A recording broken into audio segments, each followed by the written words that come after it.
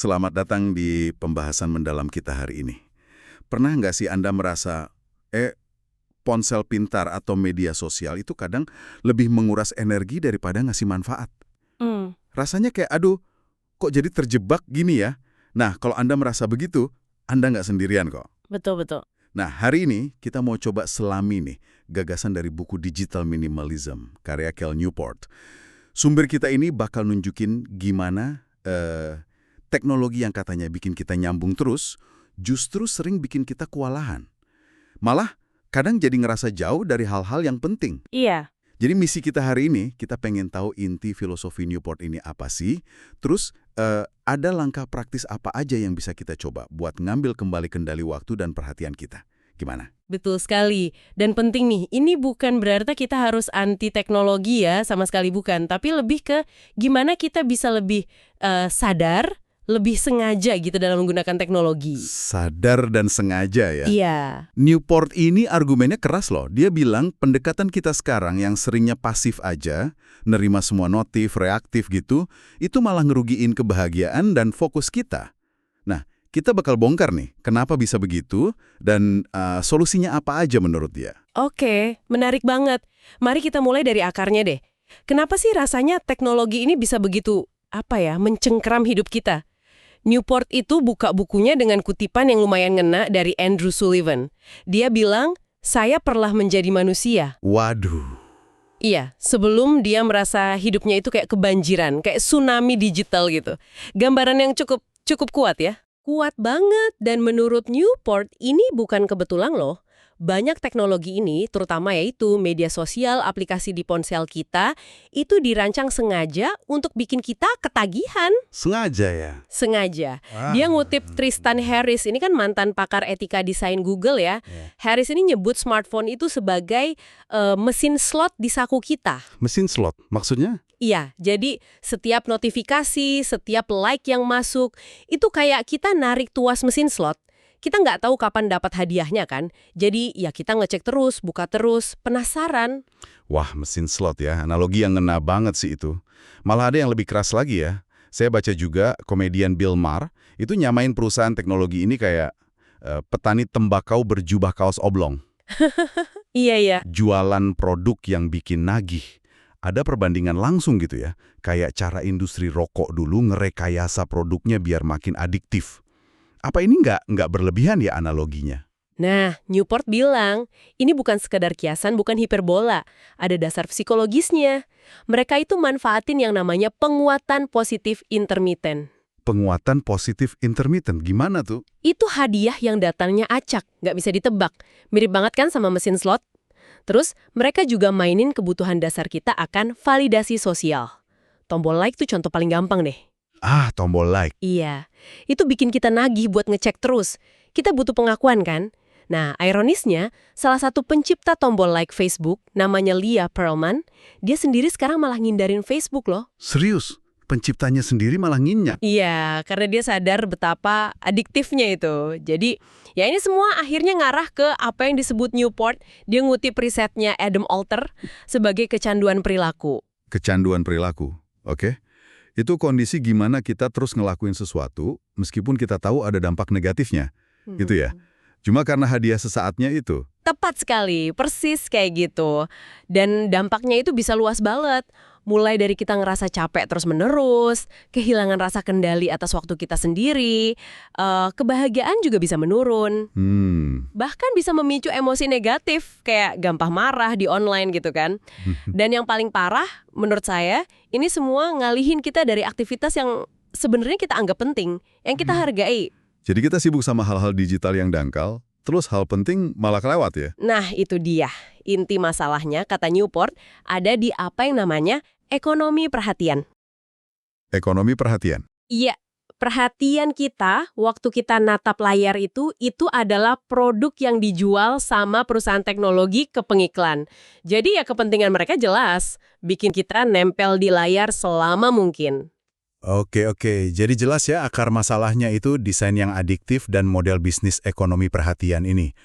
Terus kalau gitu apa nih filosofi jalan keluarnya menurut Newport? Tadi Anda sempat sebut soal kesadaran sama kesengajaan. Nah, itu dia intinya. Namanya minimalisme digital. Filosofinya tuh sebenarnya simpel banget. Fokuskan waktu online Anda pada sedikit aja aktivitas yang benar-benar Anda pilih, yang secara optimal itu dukung nilai-nilai penting dalam hidup Anda. Sedikit aja ya? Iya, sedikit tapi berkualitas. Dan berani bilang enggak sama sisanya. Dengan senang hati lewatkan yang lain. Ini sebenarnya bukan ide baru-baru amat sih, mirip kayak prinsip simplisitasnya Henry David Thoreau waktu dia tinggal di Walden Pond itu. Oh, Toro yang di hutan itu ya? Iya, yang itu. Dia kan ngitungin betul biaya setiap hal dalam hidupnya, sampai biaya paku buat bangun kabinnya dia hitung. Wow, jadi maksudnya kita juga harus ngitung biaya waktu dan perhatian kita buat tiap aplikasi atau layanan digital gitu? Itu prinsip pertama ya, keruwetan itu mahal. Persis. Keren kan analoginya? Dan ada prinsip penting lain, optimalisasi itu penting. Maksudnya, ada titik jenuhnya juga pakai teknologi. Nambah terus, nggak selalu bikin lebih baik, malah bisa jadi lebih buruk. Hukum pengembalian yang semakin berkurang itu ya? Betul. Dan yang ketiga, intensionalitas itu memuaskan. Ada rasa puas tersendiri loh saat kita secara sadar memilih alat apa yang mau kita pakai dan gimana cara pakainya. Bukan sekedar ikut-ikutan orang atau karena gampang aja. Jadi milihnya itu penuh kesadaran ya? Iya, Newport ngasih contoh komunitas Amish. Mereka kan secara kolektif hati-hati banget mutusin teknologi mana yang boleh masuk ke komunitas mereka, yang sesuai sama nilai-nilai mereka. Dan mereka merasa puas dengan pilihan sadar itu, bukan karena teknologinya canggih atau nyaman. Menarik banget. Jadi kuncinya bukan anti teknologi, tapi jadi super selektif dan punya tujuan yang jelas ya. Tapi kedengarannya agak idealis ya. Gimana cara mulainya coba? Di tengah kesibukan kita, kebiasaan yang udah nempel banget ini. Nah, Newport sadar banget soal itu. Makanya dia nyaranin langkah konkret yang ya lumayan drastis sih di awal. Dia nyebutnya detox digital atau digital declutter. Detox digital. Beres-beres digital gitu ya. Berapa lama tuh? Biasanya dia saranin 30 hari, sebulan lah. Langkah pertamanya kita identifikasi dulu nih, teknologi mana aja yang sifatnya opsional. Maksudnya yang nggak benar-benar perlu buat kerjaan atau fungsi dasar hidup kita. Contohnya apa tuh yang opsional? Medsos, game, streaming? Bisa jadi. Beda-beda tiap orang. Nah, setelah diidentifikasi, kita komitmen buat istirahat total dari teknologi opsional itu selama sebulan penuh. Sebulan? Tanpa medsos, tanpa streaming non-stop, tanpa browsing berita terus-terusan. Wah, kedengarannya lumayan menantang ya? Haha, iya memang menantang. Apa tujuannya cuma nahan diri aja gitu selama sebulan? Bukan cuma nahan diri. Justru selama 30 hari itu, tujuannya adalah mengisi waktu kosong yang tiba-tiba muncul itu, diisi dengan aktivitas analog yang berkualitas tinggi. Aktivitas yang mungkin selama ini kita kangenin, tapi nggak sempet karena kesedot layar. Berbuka dengan aktivitas lain ya? Kayak apa contohnya? Macam-macam. Bisa mulai baca buku fisik lagi, mungkin ke perpustakaan. Bisa juga ngabisin waktu berkualitas sama keluarga atau teman, tapi benar-benar hadir tanpa distraksi ponsel. Atau nekunin hobi lama, main musik, jahit, masak, apa aja. Atau sekedar lebih banyak jalan kaki dan ya merenung. Menarik. Lalu setelah 30 hari selesai, apa kita langsung balik lagi kayak biasa, pakai semua aplikasi lagi? Nah, justru ini bagian paling pentingnya. Kuncinya di sini, Anda nggak otomatis balik gitu aja. Anda harus melakukan evaluasi ulang, tapi kali ini dengan sangat sadar. Evaluasi ulang gimana? Untuk setiap teknologi opsional yang pengen Anda pakai lagi nih setelah 30 hari, Anda tanya ke diri sendiri 3 pertanyaan penting. 1. Apakah teknologi ini benar-benar dukung sesuatu yang sangat saya hargai? Nilai penting dalam hidup saya. Oke, pertanyaan pertama. Harus dukung nilai penting ya? Iya, harus sangat penting. Kedua, Apakah ini cara terbaik untuk mendukung nilai tersebut? Mungkin ada cara lain yang lebih efektif atau lebih sehat. cara terbaik ya. Oke. Terus yang ketiga? Ketiga, kalau memang mau dipakai lagi, gimana saya akan menggunakannya secara spesifik? Aturan mainnya gimana? Biar manfaatnya maksimal, tapi kerugiannya minimal. Wah, ini butuh refleksi mendalam ya. Harus bikin aturan main yang jelas buat diri sendiri berarti. Ada nggak contoh orang yang berhasil ngelakuin ini, biar lebih kebayang gitu? Ada contoh bagus dari sumber kita. Namanya Dave. Dia seorang ayah sekaligus direktur kreatif. Nah, setelah dia detox digital nih, dia putuskan Instagram itu cuma bakal dia pakai seminggu sekali aja. Seminggu sekali? Buat apa? Spesifik banget tujuannya, cuma buat dokumentasiin proyek seninya dia, sama buat ngikutin beberapa seniman lain yang jadi inspirasinya. Udah, itu aja. Terus waktu luangnya jadi buat apa? Kan pasti banyak tuh waktu yang bebas. Nah, waktu yang kebebas itu, dia pakai buat bikin gambar harian di kertas tisu, buat dimasukin ke kotak makan siang anak-anaknya. Wah, manis banget.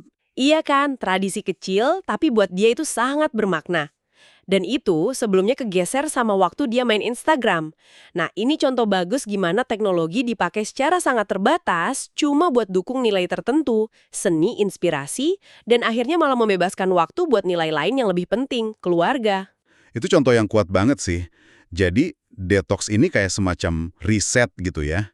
Biar kita bisa bangun ulang hubungan sama teknologi, tapi kali ini lebih sadar, lebih punya kendali. Oke, selain detox, ada praktik kunci apa lagi nih yang disaranin Newport?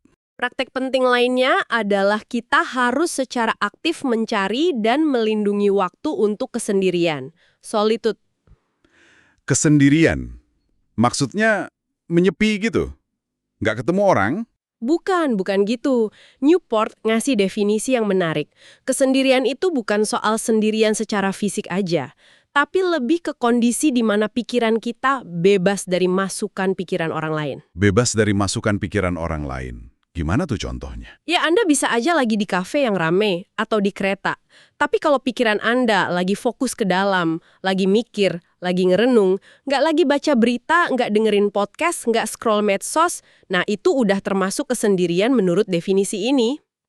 Oh, jadi intinya di fokus pikiran kita ya, bukan di kondisi fisik kita lagi di mana. Terus, kenapa kesendirian ini penting banget? Bukannya kita ini makhluk sosial ya?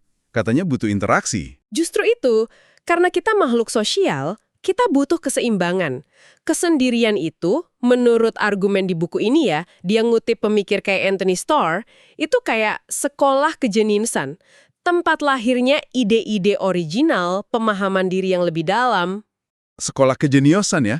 Iya, dan bahkan kesendirian itu bisa memperkuat hubungan kita loh, saat kita nanti kembali berinteraksi sama orang lain. Masalahnya ya itu tadi, smartphone kita ini bikin kita bisa ngilangin semua momen kesendirian. Semua momen? Ya, bahkan celah-celah kecil kayak pas lagi nunggu lift atau pas lagi antre kopi, kita selalu bisa kan ngelirik cepat ke layar. Isi kekosongan sesaat itu. Nah, lama-lama kesendirian bisa benar-benar hilang dari hidup kita. Ngeri juga ya kalau dipikir-pikir. Terus, apa dampaknya kalau kita kehilangan waktu buat kesendirian ini? Newport nunjukin data yang lumayan bikin khawatir nih, terutama soal korelasi antara adopsi smartphone secara massal, itu sekitar tahun 2012 ya, dengan peningkatan tajam masalah kesehatan mental, kayak kecemasan, depresi, terutama pada remaja generasi iGen yang lahir setelah 1995. Generasi yang tumbuh besar sama smartphone ya? Iya, generasi pertama yang hidupnya udah terkoneksi terus-menerus sejak kecil. Profesor Jean Twenge itu menyoroti banget perubahan drastis ini. Tentu korelasinya kompleks ya, banyak faktor. Tapi kehilangan waktu buat refleksi internal, buat kesendirian itu dianggap salah satu kontributornya. Oke, jadi kita perlu secara sadar nih nyiptain ruang buat kesendirian. Tapi gimana caranya ya di tengah dunia yang rasanya makin berisik ini? Ada 2 praktik sederhana yang disaranin Newport. Gampang kok diterapin. Pertama, berjalan kaki. Tapi bukan sekedar jalan santai ya, jalan kaki yang lumayan panjang, tanpa dengerin apa-apa. Nggak pakai earphone, cuma buat mikir aja. Kayak yang dilakuin banyak filsuf dan penulis hebat dulu. Jalan kaki buat mikir ya? Oke, yang kedua. Kedua, menulis jurnal. Atau nulis surat buat diri sendiri. Nggak perlu bagus-bagus. Cukup tuangin aja pikiran, unek-unek, emosi, atau rencana di atas kertas. Tindakan menulis itu sendiri udah maksa kita masuk ke mode reflektif. Udah nyiptain kesendirian yang produktif. Menulis jurnal ya? Kayaknya bisa dicoba tuh. Oke, jadi udah ada detox, terus cari kesendirian. Ada lagi nggak praktek kuncinya? Tadi kan Anda sebut soal kita ini makhluk sosial. Gimana teknologi ngaruh ke koneksi sosial kita? Nah ini bagian yang ironis banget. Alat yang katanya dirancang buat bikin kita terkoneksi, seringkali malah ngegantiin interaksi dunia nyata yang sebenarnya jauh lebih kaya, lebih bermakna. Menggantikan ya? Iya. Ada studi dari Shakia dan Christakis yang dikutip Newport, itu nunjukin ada korelasi negatif antara penggunaan Facebook sama tingkat kesejahteraan. Sebaliknya, interaksi offline ketemu langsung, itu korelasinya positif sama kesejahteraan. Jadi makin banyak main Facebook, makin kurang bahagia. Makin banyak ketemu orang langsung, makin bahagia, gitu kasarnya. Kurang lebih gitu temuannya. Makin banyak interaksi di layar, makin sedikit interaksi nyata, kemungkinan buat merasa kesepian malah makin besar. Aneh kan? Alat koneksi malah bikin kesepian. Iya juga ya. Bahkan pas kita lagi ngobrol sama orang langsung pun, kadang tangan gatel pengen ngecek HP ya. Itu ngerusak momen banget sih. Betul. Otak kita itu kayaknya susah ngebedain mana yang lebih penting. Orang yang ada di depan mata kita atau notifikasi baru yang masuk. Nah, makanya Newport nyaranin filosofi komunikasi berpusat pada percakapan. Komunikasi berpusat pada percakapan. Maksudnya? Maksudnya, kita pakai teknologi itu buat dukung percakapan nyata, bukan buat gantiin. Misalnya, pakai WA buat janjian ketemu, pakai video call buat ngobrol sama keluarga yang jauh. Jadi alat bantu, bukan pengganti. Oke, jadi teknologi sebagai jembatan ke interaksi nyata ya? Nah, salah satu praktek yang paling menarik dan mungkin agak kontroversial nih dari Newport adalah jangan klik like atau tombol reaksi sejenisnya di media sosial. Hah? Serius? Jangan klik like. Kenapa gitu? Kan itu cara paling gampang buat nunjukin dukungan atau apresiasi. Yang murahan yang dirancang buat bikin kita nagih. Kayak cemilan sosial gitu, itu ngegantiin interaksi yang lebih bermakna. Kayak ngasih komentar yang personal atau bahkan ngobrol langsung. Jadi kalau kita beneran peduli, mending komen atau ngobrol ya? Iya, tinggalkan komentar yang lebih panjang dikit, yang nunjukin kita beneran baca atau lihat postingannya. Atau lebih bagus lagi, angkat telepon, ajak ngobrol. Itu jauh lebih bernilai katanya. Masuk akal juga sih. Ada lagi praktik buat komunikasi ini? Ada lagi yang unik, mengadakan jam kantor percakapan. Jam kantor percakapan? Kayak dosen aja. Iya, mirip. Jadi, kita tentuin waktu spesifik di mana kita pasti bisa ditelepon atau diajak ngobrol sama teman atau keluarga.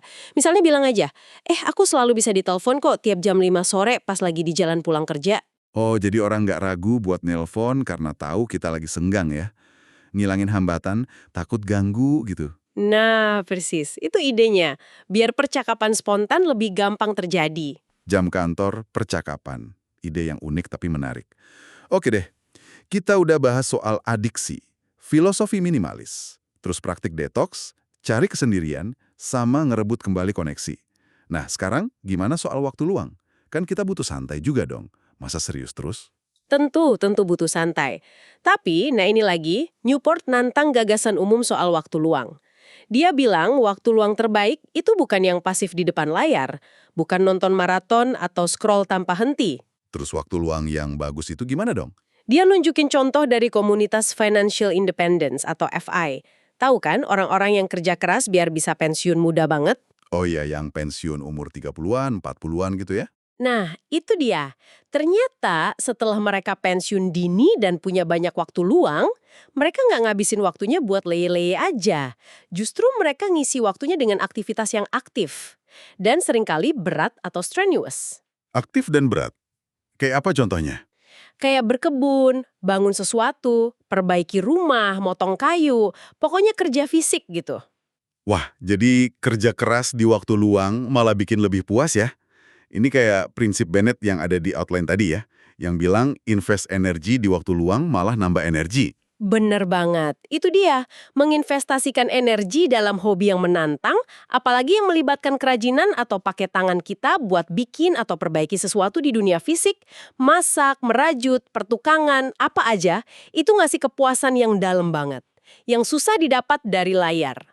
Jadi bukan cuma konsumsi pasif, tapi aktif mencipta ya. Betul. Selain itu, waktu luang berkualitas juga sering melibatkan sosialitas terstruktur. Maksudnya, aktivitas bareng orang lain, tapi ada tujuannya, ada strukturnya.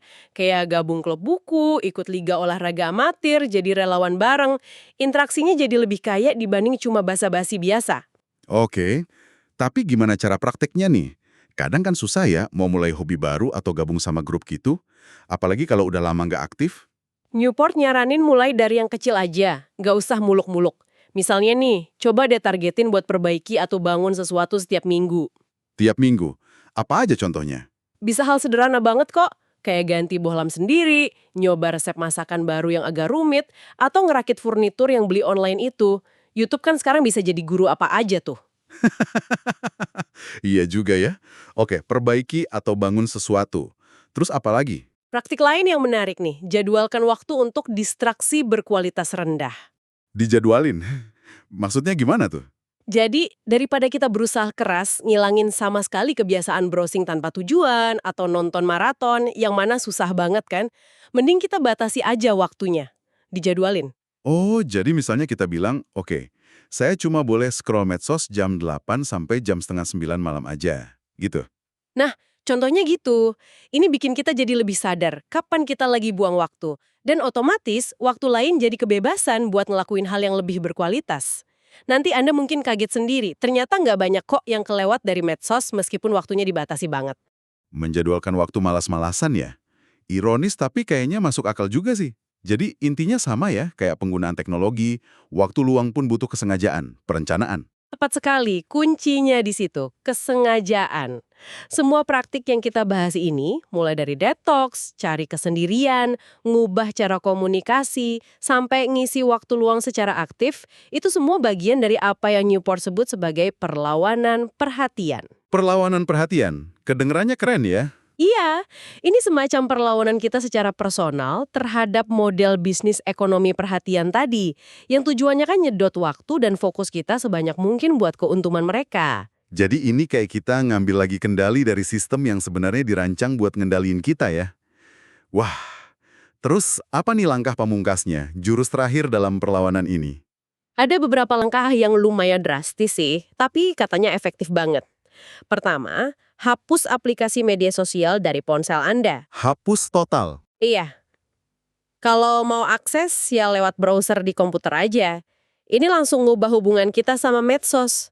Dari yang tadinya gangguan konstan di saku, jadi alat yang kita pakai sesekali aja kalau benar-benar perlu. Bener juga sih. Versi mobile emang lebih bikin nagih kayaknya. Oke, hapus dari ponsel. Terus? Kedua, gunakan aplikasi pemblokir distraksi, kayak Freedom atau sejenisnya. Setting biar secara default situs-situs pengganggu itu keblokir, terutama pas jam kerja atau waktu kita pengen fokus. Jadi kita harus sengaja banget buka blokirnya kalau mau akses. Jadi bikin susah buat akses distraksi ya? Oke, ketiga. Ketiga, coba adopsi gaya slow media. Konsumsi berita dan informasi itu secara perlahan, mendalam, dan terjadwal. Fokus ke sumber terpercaya, baca artikel panjang, hindari kejaran breaking news real time yang bikin cemas. Baca di waktu dan tempat khusus biar bisa fokus penuh. Jadi kayak baca koran pagi atau majalah mingguan gitu ya, tapi versi digitalnya. Bisa dibilang gitu, intinya kualitas di atas kuantitas dan kecepatan. Oke, slow media. Menarik, ada lagi langkah lain? Yang paling ekstrim mungkin, Nah, ini yang paling radikal mungkin ya. Membuat ponsel pintar Anda jadi bodoh lagi. Dumb down your smartphone. jadi bodoh, maksudnya gimana? Ya bisa dengan balik lagi pakai ponsel fitur dasar yang cuma bisa telepon dan SMS. Atau kalaupun masih pakai smartphone, batasi fungsinya secara drastis. Hapus semua aplikasi nggak penting, matikan notifikasi, bikin layar jadi hitam putih. Wah, balik ke zaman jadul ya? Itu langkah besar sih. Besar banget, tapi bagi sebagian orang, Newport bilang dampaknya bisa sangat membebaskan. Bikin lega dari kecemasan dan distraksi konstan. Dan yang paling penting, ningkatin kehadiran kita di dunia nyata secara dramatis. Tentu ini pilihan personal banget ya. Jauh lebih dalam. Ini soal mendesain ulang seluruh hubungan kita sama teknologi ya. Biar hidup kita itu lebih kaya makna, bukan cuma lebih sibuk aja. Benar sekali. Intinya adalah gimana kita pakai teknologi sebagai alat yang benar-benar dukung kehidupan yang kita anggap bermakna. Bukan malah kita yang jadi alatnya teknologi, yang hidupnya didikte sama algoritma dan notifikasi. Jadi kita yang pegang kendali ya. Iya, tujuannya kalau meminjam harapan Newport di akhir bukunya, bukan lagi kita ngeluh kayak Andrew Sullivan tadi, saya pernah menjadi manusia. Tapi kita bisa bilang, justru karena teknologi yang saya gunakan secara sadar, saya menjadi manusia yang lebih baik dari sebelumnya. Wah, itu visi yang kuat banget sih buat menutup pembahasan kita hari ini. Bikin optimis ya. Semoga ya. Dan mungkin sebagai pemikiran penutup nih buat Anda yang dengerin di rumah, coba deh renungkan sejenak. Teknologi mana aja sih dalam hidup Anda saat ini yang rasanya kok lebih banyak ngambil energi dan perhatian Anda daripada ngasih nilai tambah yang sepadan? Pertanyaan bagus tuh. Dan setelah tahu jawabannya, coba pikirin. Satu langkah kecil apa, sekecil apapun itu, yang bisa Anda coba lakukan mulai minggu ini. Buat mulai geser keseimbangan itu. Biar teknologi benar-benar memperkaya hidup Anda, bukan malah menguasainya.